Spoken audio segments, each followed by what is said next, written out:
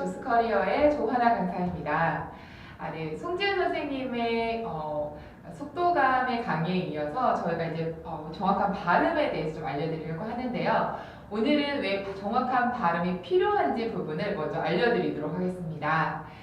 면접에서 정확한 발음은 사실 면접관에게 아나운서 면접 볼 때처럼 아주 중요한 역할을 차지하진 않지만 어쨌든 의사소통을 하거나 일을 할 때 클라이언트를 대할 때 문제가 없다라는 느낌을 주시는 정도라고 생각하시면 될 것 같습니다.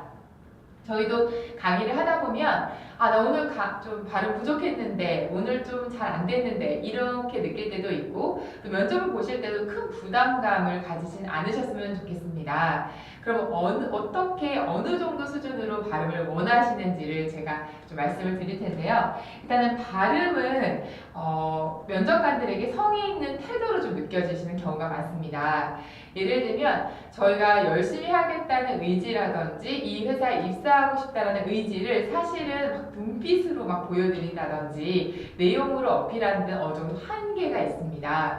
그리고 그것이 가하면 어떻게 보면은 조금은 알맞지 않게 느껴질 때도 있죠. 근데 저희 나라의 음절 하나하나가 조금은 짚는 느낌으로 성의 있게 발음이 되면 이 친구는 그냥 느껴지는 느낌 자체가 좀 성의도 있고 입사하고 싶은 마음이 있구나라는 부분이 느껴지기 때문에 발음에서는 입사 의지라든지 태도가 좀 느껴진다고 생각하시면 될 것 같습니다. 두 번째로는요, 저희가 이제 여성들이 특히나 지원하는 이 직군 자체가 서비스의 느낌을 충분히 좀 담고 있는 직군입니다. 그 뜻은 윗사람들의 응대뿐만 아니라 사실 가장 중요한 클라이언트의 응대 부분에서 의사소통에 무리가 없다라는 그런 느낌을 주시는 게 굉장히 중요합니다.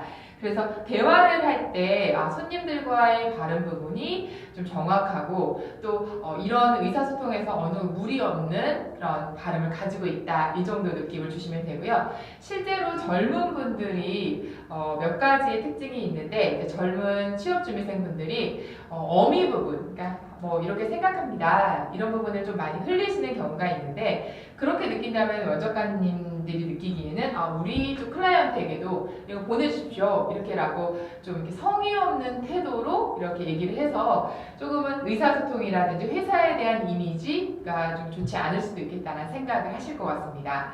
그래서 필요는 사실은 이거 외에도 여러 가지가 있지만 일단은 입사의 의지라든지 성의 있는 태도 부분에서 가장 중요한 부분이 있고요. 그 다음에 클라이언트 응대 부분에 대해서도 조금은 신뢰감 부분이 좀 발음이 결정한다라고 생각하시면 될 것 같습니다. 그렇다면 이 발음을 어떻게 해결을 해야 될까요? 일단은 두 가지로 조금 간단하게 말씀을 드리고 싶은데요. 저희 조스커리어에서 발음을 세 가지 정도 좀 구체적으로 가르치고 있는데 저희가 이렇게 코칭을 해드리면 사실은 발음 좋았다라고 이렇게 주위에서 평가받는 분들도 많으셔서 사실 아주 쉽고 어떻게 보면 간단하게 요령껏 알려드린다고 생각하시면 될 것 같습니다. 보시면요, 모음 발음에 맞춘 입 모양. 보통 발음이 좋으신 분들의 특징이 입을 바삐 움직이시고요.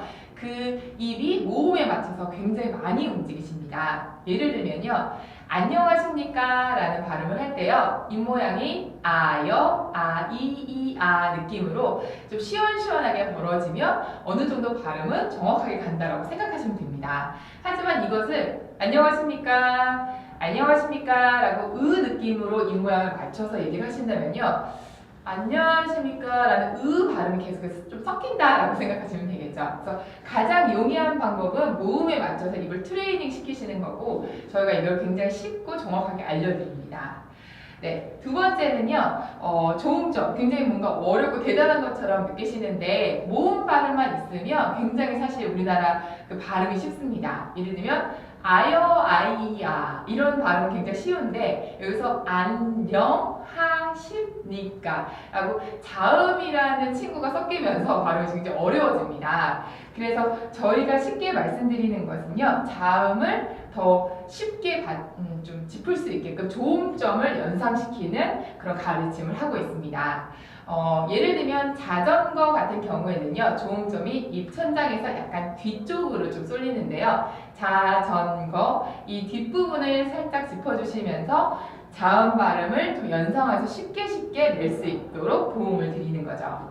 그래서 저희 조스커리어에서는요, 정확하게 정말 아나운서처럼 발음을 하도록 목표를 잡진 않습니다. 하지만 신뢰감 가는 느낌이다. 굉장히 말을 성의 있게 한다라는 느낌을 드릴 수 있을 정도로 가장 쉽고 정확한 프로그램으로 여러분들의 발음을 한 단계 업그레이드 시켜드릴 겁니다. 네, 다음 강의에서는 저희가 좀 스피치적인 부분에서 좀 여러분께 팁 드릴 만한 다른 부분을 좀 더 집중적으로 알려드리도록 하겠습니다.